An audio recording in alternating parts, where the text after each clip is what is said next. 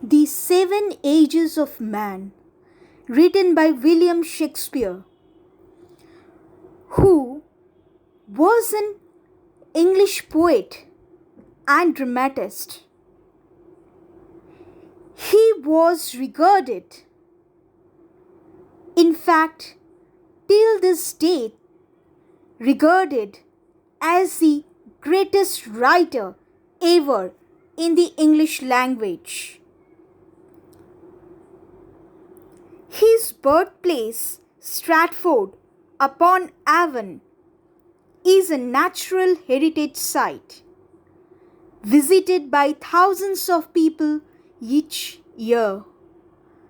His plays have been translated into every major living language and are performed more often than those of any other playwright.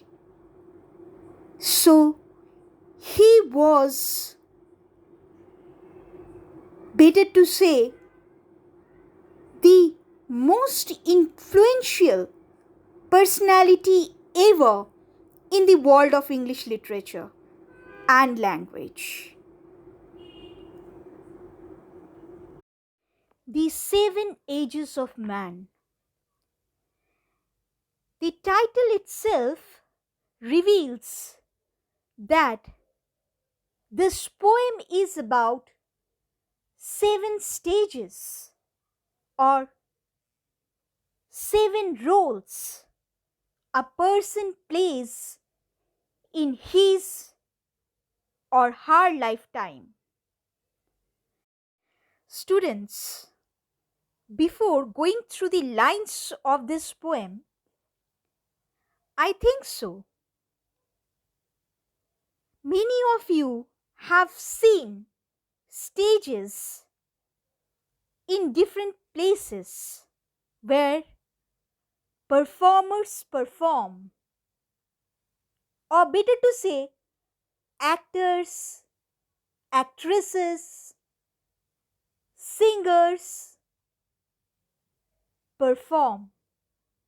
They enact, specifically the actors and actresses.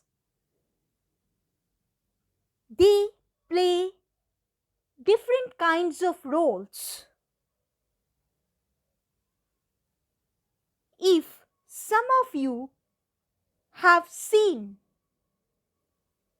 theatre in your life, then you can relate your experience to this very poem which I am going to start.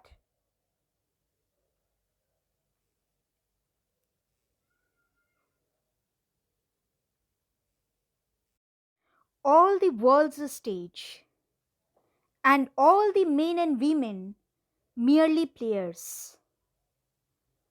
They have their exits and their entrances, and one man in his time plays many parts. His acts been seven ages.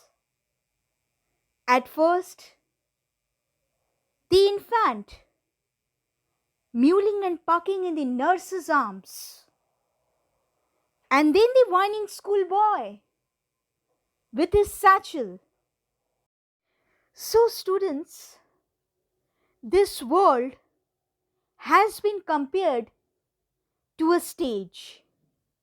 Stage where actors and actresses play their roles, play different characters, and move out of that.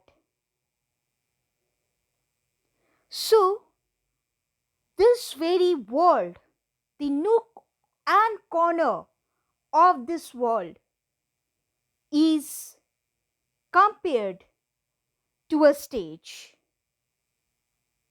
That means it is similar to that of a stage. And all the men and women are merely actors and actresses, or better to say, performers, or they are playing different roles, different roles in their real lives, and those are being compared to the work of men and women, actors and actresses in their real life. Means the life that they generally play being on screen or on the stage. So here we ordinary people, we common people, in fact each one of us has been compared to actors and actresses who play different kinds of roles. Here, our responsibilities, different kinds of responsibilities, are different kinds of roles that we have to play, or we have to fulfill those responsibilities by playing different kinds of roles in our lives. And we have our exits and entrances. Entrances in the form of births and exits in the form of deaths.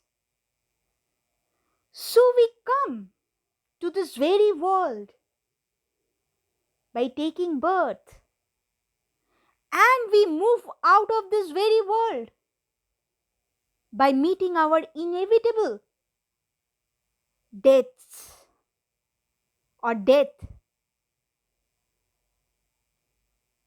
And one man in his lifetime plays many parts, plays many roles, has to fulfill many duties. His acts being 7 ages. So his roles, his acts are being divided into 7 stages. That means one person in his lifetime has to play 7 kinds of roles.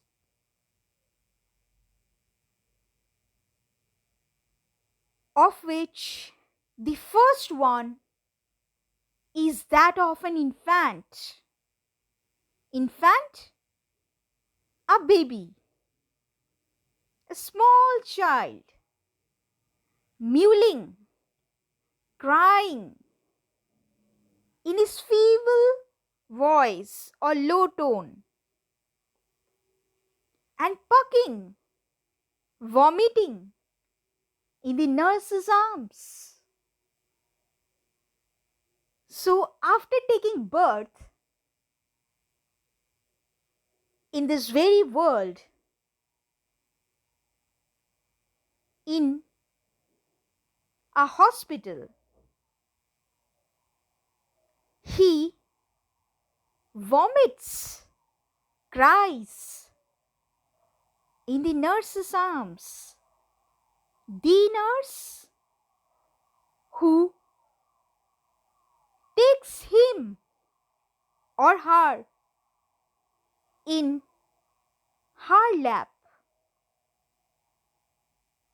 and that baby cries and vomits in that nurse's arms. And then the whining schoolboy with his satchel. Whining, lazy enough, not ready to go to the school. Students, you must compare your own situation, or better to say, sometimes you are also lazy enough to move to the school. And you have to do that. So, by the force, or better to say, by the urge of your parents, sometimes you have to move to the school. But by not your own desire. So, here also, we are seeing a lazy schoolboy who is not ready to move to the school, but he has to go. He has to be there. With what? With his satchel, school bag, and shining morning face, creeping like snail, unwilling to school. And then the lover, sighing like furnace, with a woeful ballad made to his mistress's eyebrow. Then a soldier, full of strange oaths, and bearded like the pard,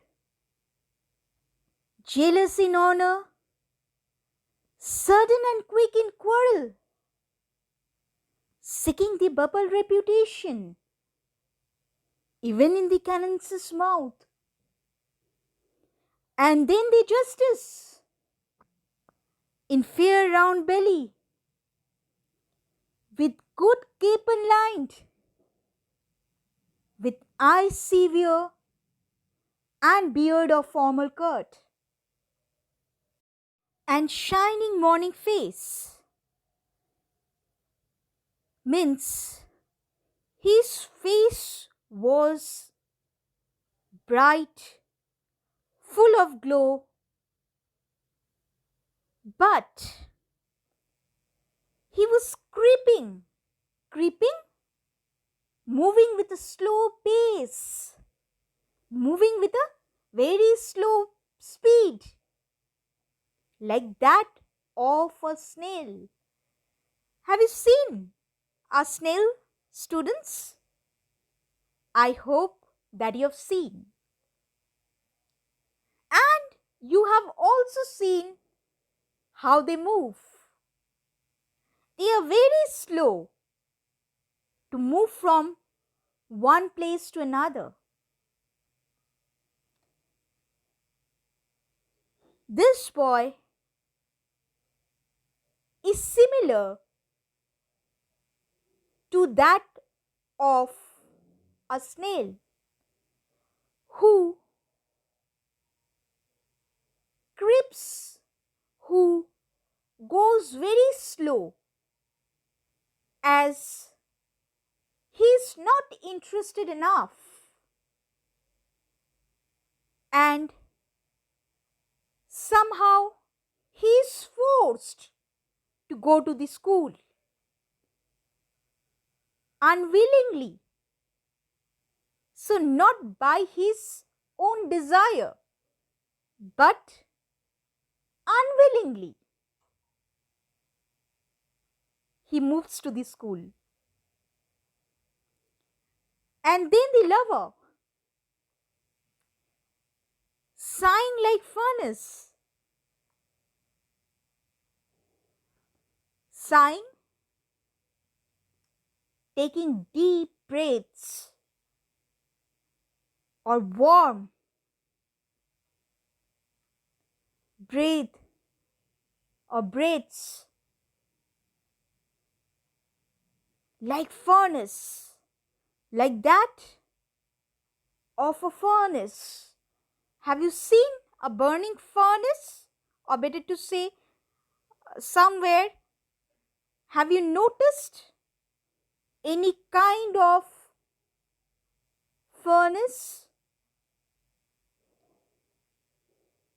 General students for melting iron or for cooking or for doing any tough industrial activity supposed to produce electricity, a furnace is needed.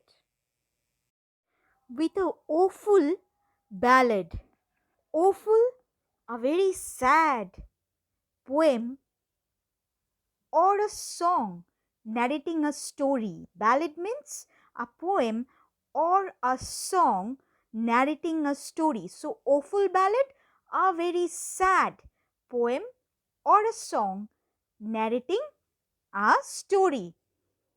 Made to his mistress's eyebrow. Mistresses means beloved's eyebrow. So, a lover who is praising the eyebrow of his mistress, of his beloved.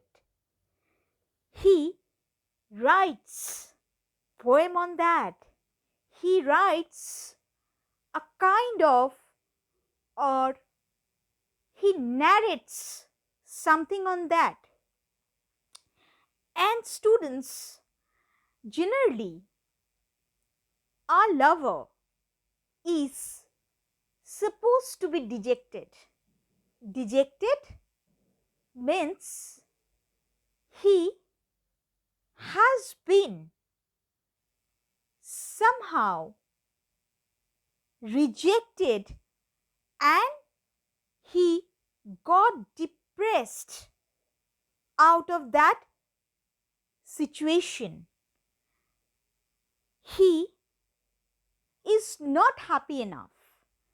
So, generally, when reciprocation of love is not done, means our lover doesn't get back the same response that he wants from his beloved, then he becomes very sad, sorrowful, dejected, and after being a schoolboy,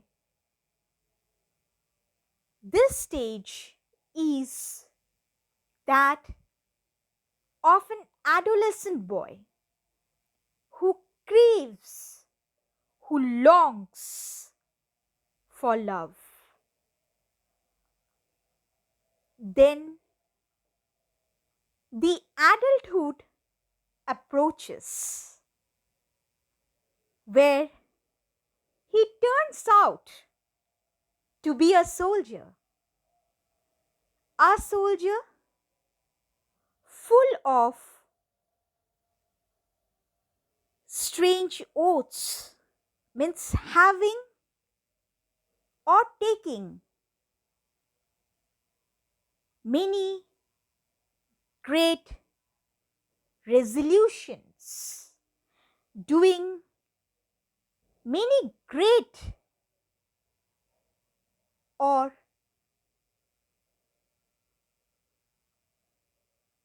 impossible promises,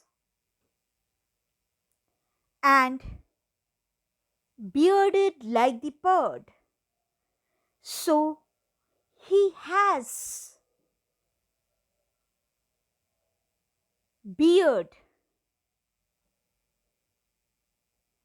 and it resembles to that of a leopard. Actually, his character is somehow related to that of a leopard, who seems to be jealous when he observes that any honor is being bestowed to others of his age. Sudden and quick in quarrel. So he takes up quarrel very suddenly, or he is very short tempered, who gets angry on very small issues, seeking the bubble reputation. Bubble,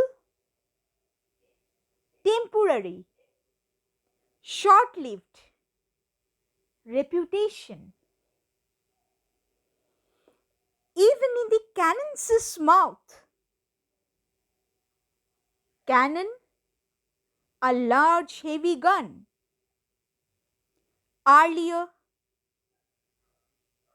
used to be for the purpose of war, or earlier used in wars generally. Those big guns, those big heavy guns. So that person is so short tempered, as well as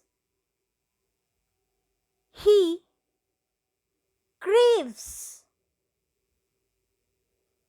specifically his craving for that bubble reputation, short lived reputation, makes him jump even before the cannon's mouth. And then the justice. So after this stage, he becomes kind of a judge, kind of an analytical person who analyzes each and every issue, each and every issue on the scale of wrong or right. So, here the next stage of that person's life is that of a just judge or justice, where he acts as a judge and he fetches justice. In fair, round belly, so he has a belly, round belly. Have you seen round belly, students? Especially of men I think so. All of you. Now let us start again. So, this very thing happens because he consumes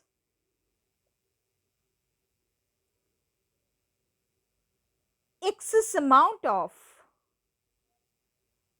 chicken, especially capon, a male chicken who is made fat for eating. So he consumes excess amount of meat which makes him very fat, having a round belly. With eyes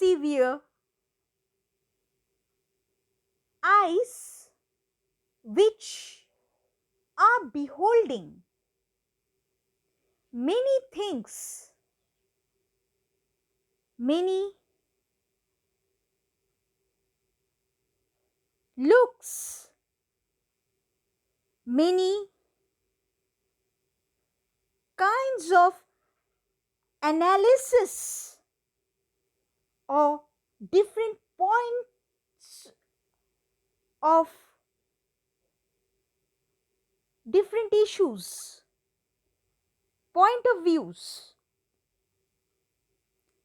With eyes severe and beard of formal cut, he seems to have beard of formal cut. You can see in the picture itself that he has developed a quite formal cut beard, full of wise saws and modern instances, and so he plays his part. The sixth age shifts into the lean and slippered pantaloon, with spectacles on nose and pouch on side. His youthful hose well saved, a world too wide, for his shrunk shank and his big manly voice, turning again toward childish treble, pipes and whistles in his sound. Last scene of all, that ends this strange, eventful history, is second childishness and mere oblivion, sans teeth, sans eyes, sans taste, sans everything. William Shakespeare. Full of wise saws. These saws are proverbs or famous sayings that a person of that age or of that stage relates to, and modern instances. So he gives examples, examples of very recent modern instances, incidences. What he has evidenced. And so he plays his part. He plays his role successfully. Thus, he plays his role successfully of the fifth stage. Then, the sixth stage comes, where he becomes a very lean and thin person who wears slippered pantaloon. Pantaloon, tight trousers, generally made for men, fastened at the foot. So he shifts to that age or to that stage period of his lifetime where he becomes lean and thin enough and wears slippery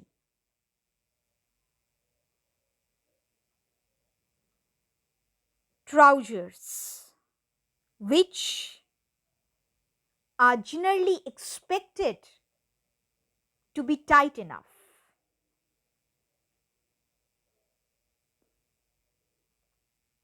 With spectacles on nose and pouch on side, he has pouch, a kind of packet, maybe that of cigarette or anything else. So he keeps a pouch on his side and spectacles on nose.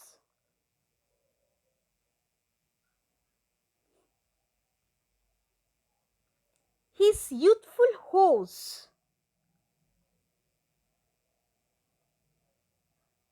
his tight pants, well saved, a world too wide.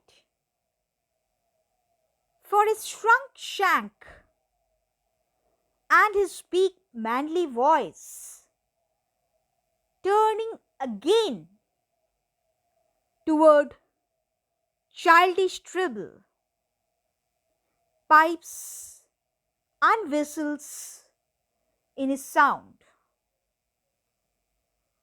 So every quality of that person, every manly quality or quality of keeping a good health seems to somewhere decreases.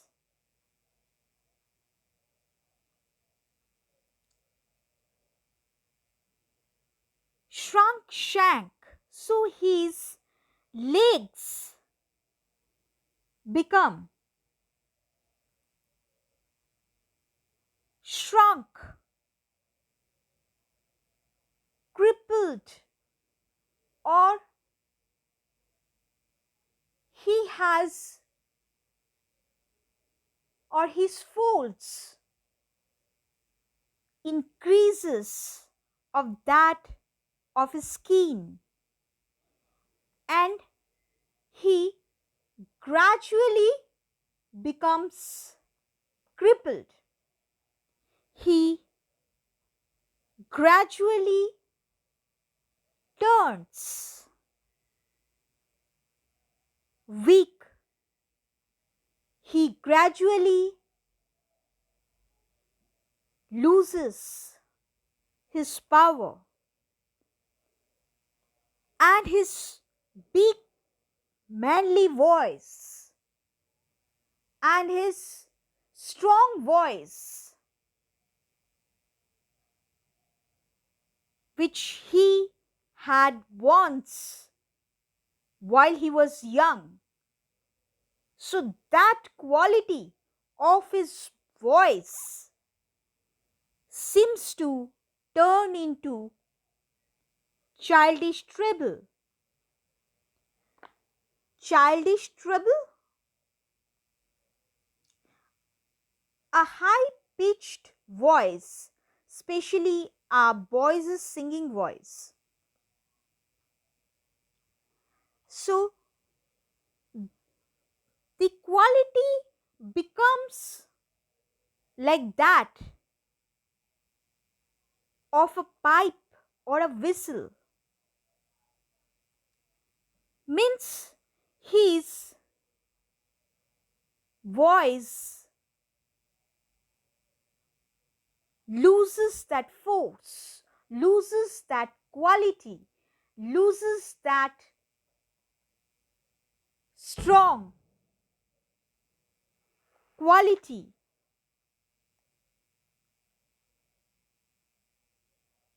and becomes weak, almost like someone is whistling. Then comes the last scene of all, that ends this strange, eventful history. Eventful, full of events, full of incidences, full of stories, full of evidences, full of experiences. So that strange, that mysterious, made by Almighty, made by God. So that strange, eventful history of a person seems to come to an end, where he turns out becomes child again, and mere oblivion seems to follow. Oblivion, the state of being unaware of what is happening around one. So he gradually loses his senses, his sensation to feel anything. Sans teeth. Sans means without. So without teeth, without eyes, means eyesight. Sans taste. So he loses the quality to feel even what the taste of a food is, he loses gradually, sans everything. So, after losing one by one all of his senses, he